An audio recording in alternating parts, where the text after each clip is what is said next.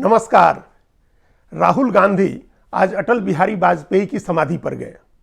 वैसे तो उनको शनिवार को ही उनकी समाधि पर जाना था, लेकिन उस दिन ये कहा गया कि उनकी भारत जोड़ो यात्रा लाल किले पहुंचने में उसको देरी हो गई है यात्रा को, इसलिए वो नहीं गए समाधि पर। फिर ये कहा गया था कि वो रविवार को जाएंगे। रविवार यानी 25 दिसंबर को, जिस दिन अटल बिहारी वाजपेयी का जन्मदिन था, उनकी जयंती थी, और उस मौके पर राष्ट्रपति, उपराष्ट्रपति, प्रधानमंत्री और तमाम दूसरे बड़े नेता अटल बिहारी वाजपेयी को श्रद्धांजलि देने उनकी समाधि पर गए थे, जिसका नाम सदैव अटल है।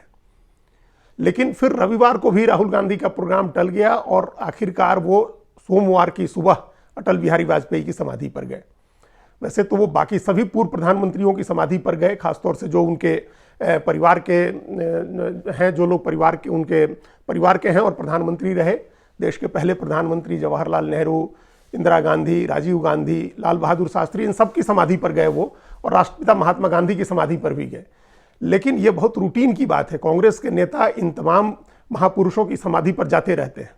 अटल बिहारी वाजपेयी की समाधि पर जाकर के उनको श्रद्धांजलि देना ये एक अनोखी बात है, और संभवतः पहली बार कांग्रेस का कोई इतना बड़ा नेता या गांधी परिवार का कोई सदस्य भारतीय जनता पार्टी के किसी नेता की समाधि पर गया है।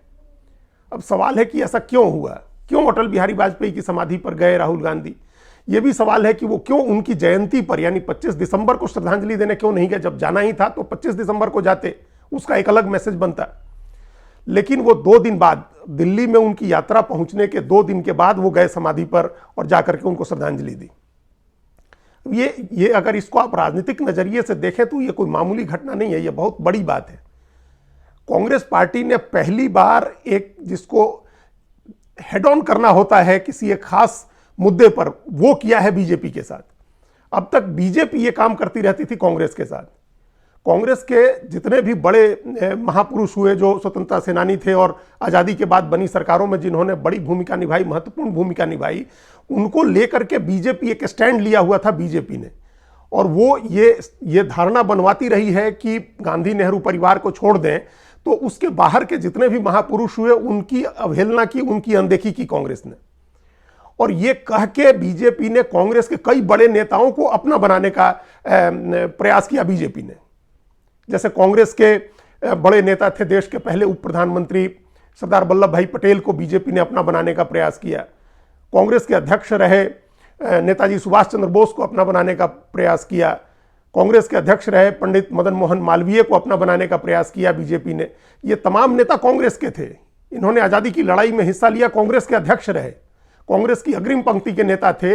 लेकिन बीजेपी ने यह कहा कि कांग्रेस इनकी अनदेखी करती रही है नेहरू गांधी परिवार की वजह से, और उनको फिर बीजेपी ने इस नाते अपना बनाने की कोशिश की।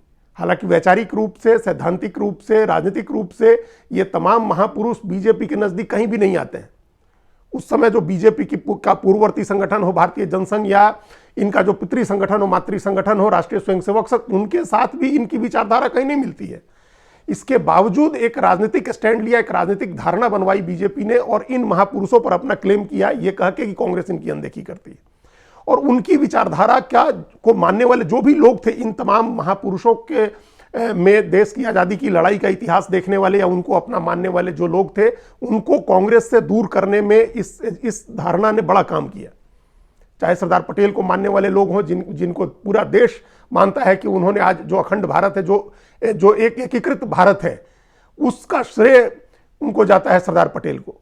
तो उनको मानने वाले लोग हों, चाहे नेताजी सुभाष चंद्र बोस की उस समय की नीतियों को मानने वाले जो लोग, जिनको ये लगता हो कि नेताजी सुभाष चंद्र बोस ने जो आह्वान किया था कि तुम मुझे खून दो मैं तुम्हें आज़ादी दूंगा, या दिल्ली चलो, या इस तरह की उनकी जो रणनीति थी अंग्रेजों को हराने की या भगाने की, उसके साथ जो लोग अपने को कनेक्ट करते हैं, उन सब लोगों को बीजेपी ने कांग्रेस से अलग करके अपने साथ जोड़ा।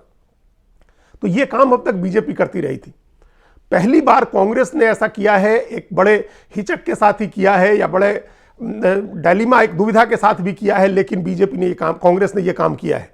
राहुल गांधी अटल बिहारी वाजपेयी की समाधि पर गए, और ये जिसने भी ये योजना बनाई है उसने बहुत सोच समझ करके ये रणनीति बनाई, ये योजना बनाई। ध्यान रहे आप, ये एक बात का ध्यान रखना चाहिए है कि अटल बिहारी वाजपेयी हमेशा नेहरूवादी नेता थे। भारतीय जनसंघ में रहते हुए भी और भारतीय जनता पार्टी बनाने के बाद भी वो नेहरू की नीतियों को मानते रहे थे। नेहरू की नीतियों का मतलब है सिर्फ विदेश नीति नहीं, वो नेहरू की तमाम नीतियों में यकीन रखते थे। नेहरू के कुछ फैसलों से जरूर उनको आपत्ति रही थी, लेकिन नेहरू की तमाम नीतियों को वो मानते थे। वो नेहरू की विदेश नीति को मानते थे, वो नेहरू की लोकतंत्र के प्रति जो आस्था थी नेहरू की, उसमें यकीन करते थे। जो देश की बहुलता है, जो विविधता है, उसके बारे में नेहरू की जो धारणा थी उसको मानते थे। नेहरू की जो राजनीति थी जिसमें वो सबको साथ लेकर के चलने की राजनीति करते थे, इन सबको अटल बिहारी वाजपेयी मानते थे। और वो कांग्रेस के किसी भी नेहरूवादी नेता से बड़े नेहरूवादी थे। तो और ये एक बड़ा कारण था जिसकी वजह से देश के बहुत बड़े समाज में बड़े व्यापक उसमें उनकी पहचान बनी थी और उनकी स्वीकार्यता बनी थी। तो उनको भारतीय जनता पार्टी के वो सबसे बड़े नेता रहे हैं। उनको अगर कांग्रेस ने कुछ उनकी तरफ अगर सद्भाव दिखाया है, उनको अपना बनाने का एक प्रयास किया है, तो इससे बड़ा राजनीतिक मैसेज जाएगा। एक तो राजनीतिक मैसेज ये जाएगा कि कांग्रेस जो है, जो भी महापुरुष हैं, चाहे वो बीजेपी के ही क्यों नहीं रहे हो, कांग्रेस उनके प्रति अनादर का भाव नहीं रखती है। ये एक मोटा मोटी एक बेसिक चीज है। लेकिन उससे बड़ी चीज जो है, जो इस रणनीति के पीछे जो सबसे बड़ी चीज है, वो ये है कि नेहरू को एक तरह से जो उनकी ऐतिहासिक भूमिका रही है उसको रिक्लेम करने के लिए, उसको दोबारा से इस्टेब्लिश करने के लिए अटल बिहारी वाजपेयी का चेहरा कांग्रेस के बहुत काम आएगा।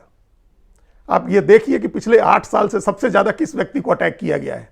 जब से केंद्र में वापस भारतीय जनता पार्टी की सरकार बनी है, नरेंद्र मोदी और अमित शाह ने कमान संभाली है, तब से सबसे ज्यादा हमले हुए हैं पंडित जवाहरलाल नेहरू के ऊपर। उनकी तमाम नीतियों को खारिज किया गया है, उनकी तमाम उपलब्धियों को खारिज किया गया है। उनमें हजार कमियां निकाली गई हैं, व्यक्तिगत तौर पर, निजी रूप से उनमें कमियां निकाली गई हैं। उनको खराब चरित्र का साबित करने की कोशिश हुई है, उनकी नीतियों को कमजोर साबित करने की कोशिश हुई है, खराब साबित करने की कोशिश हुई है। और बार बार यह कहा गया है कि 70 साल में इस देश में कुछ नहीं हुआ, और उसकी शुरुआत पंडित नेहरू से होती है। तो उन पंडित नेहरू की उपलब्धियों को स्थापित करने के लिए कौन सा चेहरा सबसे कारगर हो सकता है? तो वो चेहरा अटल बिहारी वाजपेयी का है। क्योंकि अटल बिहारी वाजपेयी सिर्फ नेहरूवादी नहीं थे, वो नेहरू के बहुत बड़े प्रशंसक भी थे। और उन्होंने कई बार संसद में खड़े होकर के नेहरू की तारीफ की है। उन्होंने कई किस्से सुनाए हैं, जिसमें 2 किस्से एक अभी ध्यान आ रहा है। एक किस्सा जो उन्होंने कहा था कि जब वो मोरारजी देसाई की सरकार में अटल बिहारी वाजपेयी विदेश मंत्री बने थे, तो उस समय का एक किस्सा उन्होंने बताया था पार्लियामेंट में। उन्होंने कहा कि जब पहले वो विपक्ष में थे तो विदेश मंत्रालय के कार्यालय में जाते थे तो सीढ़ियों पर उनको नेहरू की एक तस्वीर दिखाई देती थी, जो विदेश मंत्रालय के कॉरिडोर में मुख्य जगह पर नेहरू की एक तस्वीर लगी होती थी। जब विदेश मंत्री होकर के और वाजपेयी पहली बार उस कॉरिडोर से गुजरे तो उन्होंने देखा कि वो तस्वीर गायब हो गई है। उन्होंने तमाम अपने स्टाफ को, सबको बुला करके, विदेश मंत्रालय के कर्मचारियों को बुला करके पूछा था कि इस जगह पर एक नेहरू की तस्वीर होती थी, वो तस्वीर कहां गई? डरते हिचकते लोगों ने बताया कि सरकार बदल गई, रिजीम चेंज हो गया, अब कांग्रेस विपक्ष में चली गई है और जनता पार्टी की सरकार बनी है, तो उनकी तस्वीर हटा दी गई। अटल बिहारी वाजपेयी ने तमाम कर्मचारियों और अधिकारियों को फटकार लगाई और अपने सामने खड़े होकर के उन्होंने नेहरू की तस्वीर उस जगह पर लगवाई थी जहां से तस्वीर उतारी गई थी।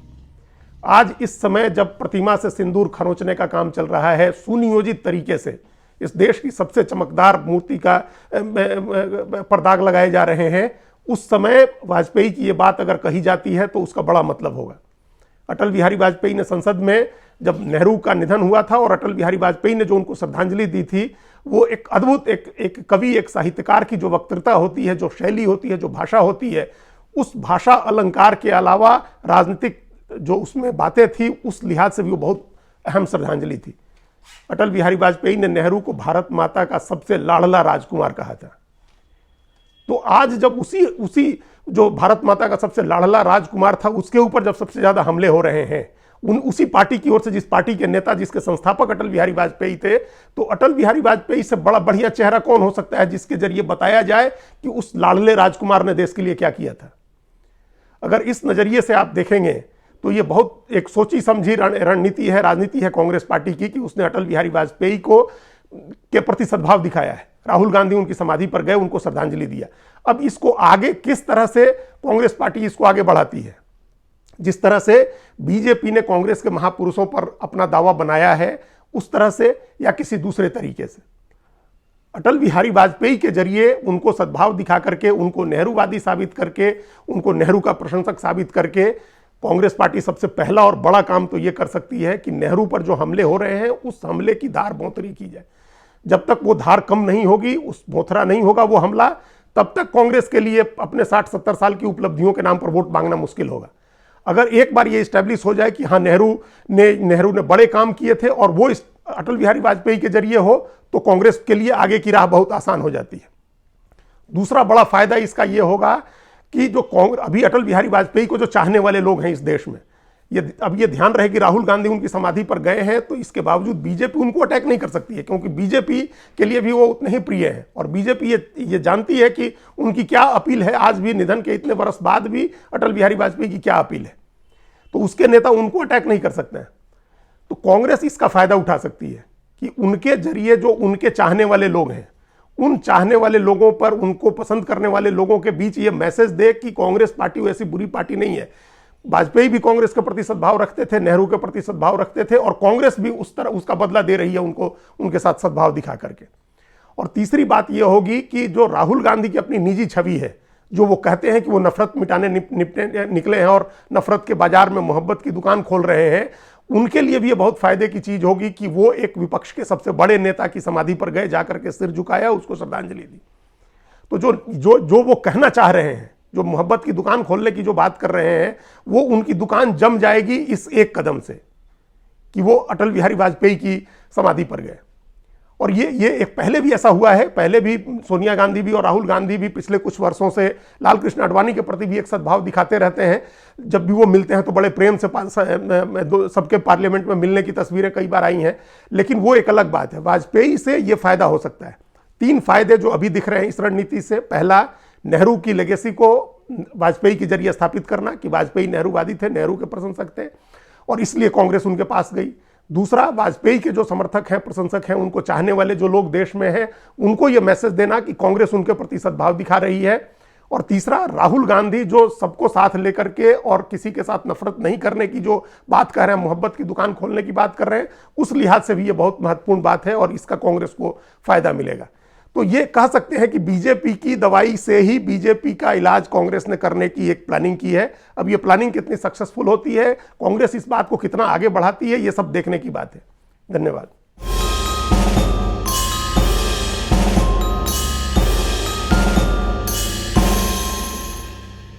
कृपया हमारे चैनल के साथ जुड़िए, लाइक कीजिए, सब्सक्राइब कीजिए, बेल आइकॉन जरूर दबाइए।